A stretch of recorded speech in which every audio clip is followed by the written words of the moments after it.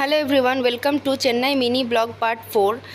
আমরা রামকৃষ্ণ মিশন যেদিন ঘুরতে গেছিলাম সেদিন আরও দুটো মন্দির ঘুরেছিলাম। সেটা হচ্ছে সাই মন্দির আর কপালেশ্বর মন্দির, মেলাপুরেই যেটা ছিল। আর এই যে ক্যামেরা অ্যালাউ ছিল না বলে ভিতরে এম্বারেন্সটার ফটো আমি তুলতে পারিনি। আগেরটা যেটা দেখালাম সেটা সাই মন্দির আর এটা হচ্ছে কপালেশ্বর মন্দির। এখানেও ক্যামেরা অ্যালাউ ছিল না কিছু কিছু জায়গাতে মন্দিরের ভিতরে। এই যে এখানে প্রসাদ বিতরণ হচ্ছে আর ভিতরে দেবীর আরাধনার জন্য এখানে ভরতনাট্যম হচ্ছিল ভীষণ সুন্দরভাবে। তো সেটার আমরা এখানে কিছু ভিডিও করেছিলাম। আর তারপর ঈশা এখানে দেখাচ্ছিল দিদাকেও যে কত বড় মন্দিরের চূড়াটা। তারপর এখান থেকে আমরা সিধা চলে গেছিলাম মারিনা বিচ।